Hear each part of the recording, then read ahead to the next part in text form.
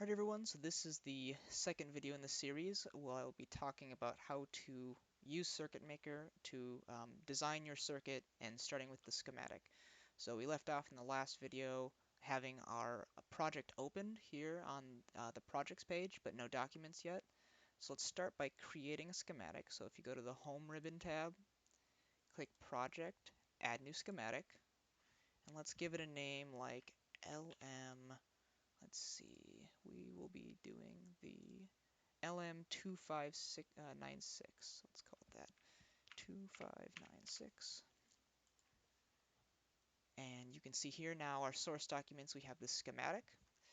And we want to start by adding the parts that we're actually going to be connecting together to the schematic. So if you don't see a parts, a libraries thing here, click on your view ribbon and go to libraries.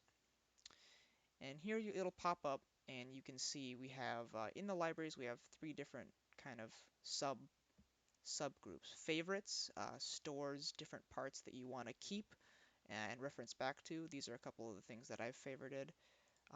Projects, if you've created your own parts in a project at some point in Circuitmaker, those parts will appear here. And then Octoparts, which is what we'll be using in this video for the most part. This is the kind of repository or database of parts that Circuitmaker has. So if you're looking for a part, usually you'll go to Octopart and type in whatever it is you're looking for. So let's start by going back to, this is the datasheet of the buck converter. And we will look at the reference design here. We'll be making exactly this reference design. And so we'll start by adding the chip. This is the LM2596 and the reference design, and what we'll be doing is the 5-volt buck converter example. So I've actually found the DigiKey part that's actually in the reference design right here. And this design is based off of, if you didn't know, you can buy these on Amazon. You can buy a couple of them for like about $2 a piece. So we'll be making something that looks pretty similar to this in our tutorial. So I'm looking for this chip, and I actually had already found it in DigiKey. And the nice thing about, and this is the 5-volt regulator too, so that's good. The nice thing about Octoparts is I can actually copy a DigiKey part number and paste it right into the search bar here, and it will come up with exactly the part that I'm looking for. And so in this case, it doesn't have exactly, it doesn't have a reference design. I think it might just be a little bit too specific.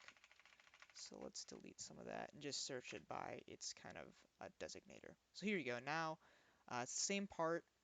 It's the same layout. You can see on the bottom here, this is the schematic view and the PCB view. So this is what the one that I'm showing now is what the packaging of the chip looks like in real life, and then this is what it when it references it as a actual schematic to hook things up into, just like it's doing here in its reference design in the datasheet. It shows you kind of the design that it's chosen. So let's use this one. We'll hit place. That will generate the schematic part, and it will we'll hit click to place it. If we wanted to place more, we could click again, or if we wanted to kind of stop doing our current command, hit escape. So that's the first part. I also have the inductor, a 33 microhenry inductor. I have that right here, so I can use this part number, this DigiKey part number, to add that as well. There's the part. We'll place it. And now I want to be able to see, the schematic is for me to reference, and I want to be able to see, by the way, control and scroll in and out. We'll zoom in and out. That's pretty useful. I want to be able to see actually how big this, I want to see that it's, 33 microhenry. So if I double click on any of these components, it'll open up its properties tab. A lot of times they'll have this comment that doesn't ever give any information that I want, so I'm going to make that invisible so I don't have to see it. But I do want to see this. I want to see that it's 33 microhenries, and just for fun, let's also show its resistance value. Those populate here. If I have the part selected and I hit space, that'll rotate the part, and it'll also prettify the little labels that I've made visible on it, so kind of 2 for 1 there. So let's place that part right about here. And the next part on here is a little diode here. Now, this diode is pretty expensive. I was looking it up. It's like it's well over $5. But if we're making this reference design, it really just has to be a diode that can handle 3 amps. And so, maybe I don't want specifically this part, but I know that I want a diode. I want it to be capable of 3 amps. And this is what's really awesome about Octoparts. I can actually look up diode 3 amp, and it will do its best it can to kind of find parts that it thinks I'm looking for. So this top one here, this Vichy part, for whatever reason that they chose, it has, let's see, if you click on the text, it'll pop this open. This is the Octoparts website, and we can actually open the datasheet right there and check. So this is capable of 3 amps as a forward current. That's perfect. And it's capable of, 20 volts, well over what we need. So it's not going to break down, just simplicity. Let's just assume that this will work. I think it will. So let's place that here. And as you can see, this particular part is only like 20 something cents. It's a lot cheaper than the part that TI recommends we use. And again, let's double click this, open up the properties. I don't want to see that, but I do want to see it as a 3 amp current rating and maybe a 40 volt, here the 40 volt voltage rating. And again, let's spin that around. All right, so there's that part. The last thing we want is we need a capacitor, a couple of them. So there's a capacitor at the input and the output. They're different values, but if you look on Amazon, it's actually the same capacitor. Different value, obviously, but you can see that their footprint looks the same. So even if internally they're a bit different, the shape of them is the same. So what I'm going to show you is how to find a capacitor. Let's do a cap. And I believe the reference design has the input capacitor as 680 microfarad. Okay, 680 microfarad. Let's see what pops up here. So we got some through-hole options. This one looks a lot like our design that we were looking for. It looks pretty similar to that Amazon one. So let's actually just place this one. All right. And I actually chose this one on purpose because 2 reasons. One, it doesn't have any of these parameters, which is fine, because really the only important part is this, that the footprint matches. But now I can use the same one for both of those capacitors. I'm going to add the parameter here. I want the value, or the capacitance value, and this particular one is 680 microfarad. And I want to be able to see that, so make that visible. Oops, I messed up. 680 microfarad. All right, that looks good to me. And let's actually just Control-C, Control-V, copy-paste. You're allowed to do all those commands in this. And put the output capacitor here, but we can actually just change the value. So we can see that this is 220 micro. And let's change this to 220 micro. And now the reason we're allowed to do this is because, as you can see on the Amazon model, they're different values, these capacitors are, but they're the same footprint. So the schematic, we can comment and say what the value is for our own reference, but in the PCB land, it really doesn't matter because they're both shaped the same way, and that's why we're allowed to do that. All right, that is pretty much it. Now let's start to route the connections to where they need to go. So if you go back to the Home tab and click Wire, you can start connecting things. So you click on the tip of the capacitor, route it to the input. Let's go, the output is going to go here to the inductor.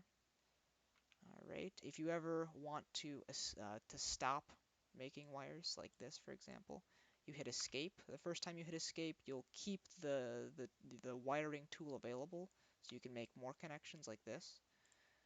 and then the second time you hit it, it'll go away. So I don't want this particular connection here, so I'm going to delete that and just redo it.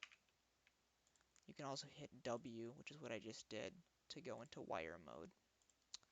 All right, connect that there, connect these together, and do a connection here.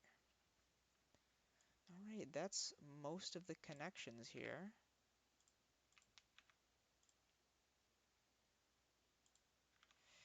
And a lot of these were connected to ground, so let's go. This was connected to ground. This is going to have a ground connection. Maybe let's make it look exactly like the reference design. We'll put a ground here and a ground here.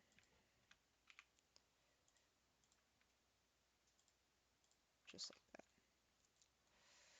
that. That's the majority of the connections. We also had a couple of these extra ones. So let's see, we have a ground connection here. So this goes to ground. And this is all based off of the reference design. I kind of know what this looks like already, but that's where I'm getting it from. So you can see the reference design on our data sheet tells us, our input is connected to this. It's connected to the input capacitor to ground. The ground pin, pin 3 here, that's this one, pin 3, that's also connected to ground. And it says pin 5 is connected to ground too, so I can actually connect this to ground.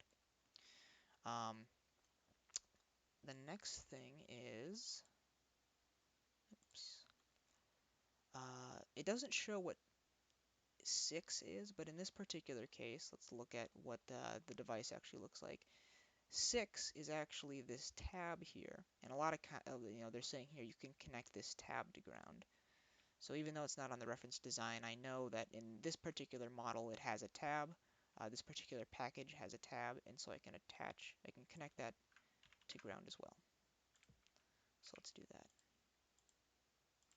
All right, and the last one is this FB that stands for feedback. And the feedback gets connected to here, right after the inductor. And this will be a good way to show you how, I'm just going to do that for now. This will be a good way to show you what net names are. So net names are important because they allow you to name the nets that things are connected to. Anytime you have any of these power ports, ground or VCC, what have you, they're automatically named to whatever this is. So this connection is always ground, these two connections are always ground. But this connection or this connection or this connection or this top connection doesn't have any names. And so it'll be named something goofy like net 1, 2, 3, 4. And we don't want that, that's not very intuitive. So if I click on the net up here in the Home tab, I can start placing these nets. Let's place one here at the input. Let's place one here at the output and one here at the output after the inductor. And we'll give each of these a name, and we'll put one at the feedback as well. So anything that has a net name, that has common net names actually connects it. So like if I were to name this V out, and I were to name this V out, I'm just double clicking those to open that menu. Now this V out, come on, whatever. This V out and this V out are connected to each other. Even though they're not physically connected, I'm kind of telling the software, hey, this particular connection is also connected to this via its name. All right, hopefully that makes sense. And I'm going to name this just out, since that's the name of the pin on the chip. And I will name this one VN, since this is where the input voltage is going to be.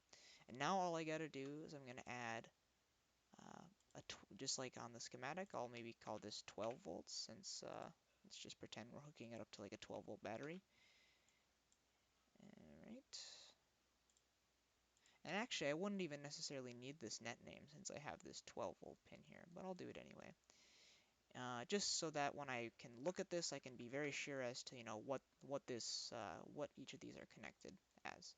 Let's do the same thing at the output. We will give it the power pin 5, since we know that the output of this buck converter in particular will be 5 volts. And that's it. You've just designed your schematic. And now I can look at this whole schematic and I can see where everything is connected very intuitively. I can see its particular values if I want. And if I ever needed to change anything, it's really easy to see. This is the schematic is meant for the engineer to be able to reference when things go wrong or if they want to see, what your particular design is. Um, so that's perfect. Now let's do something called changing the designator. So you can see I have the the particular chip here is called U question mark, and this inductor is L question mark. They don't have any values. I should maybe call them like D1 or L1. I can do that manually by double clicking on them and changing them here, but there's actually a tool that will do it for us. So if I go to Tools and Annotate, I can annotate the schematic, update the list. It'll say there's 5 things I need to annotate. Say cool, accept it, validate it, and execute it. And that basically just says it's going to validate that this works before you actually do it. And all those green check marks mean it's good to go. All right, and now you can see each of these has names. I got C1 and C2. I've got U1 and D1. It makes a lot of sense.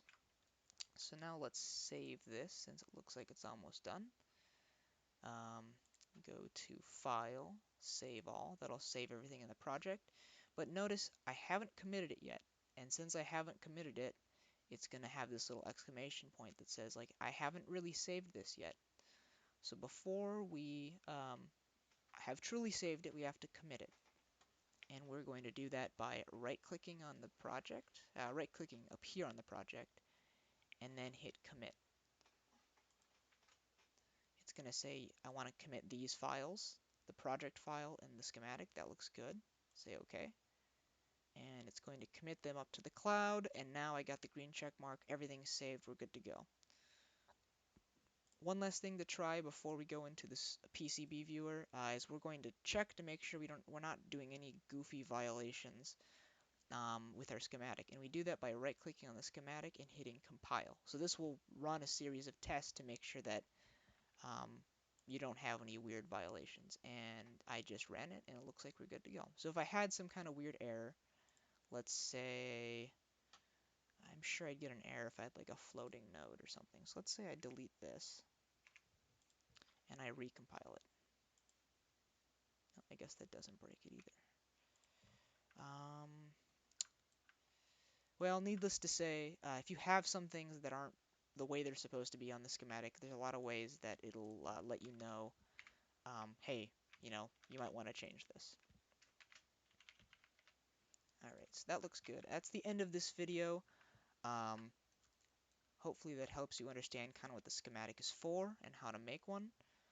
And in the next video, I'm going to show you how to take the schematic and then start making your actual PCB using this same thing. And I'll kind of reference as to why it's important to have proper net names and things like that in your schematic so that when you're designing your PCB, it makes your job a lot easier. All right, thank you.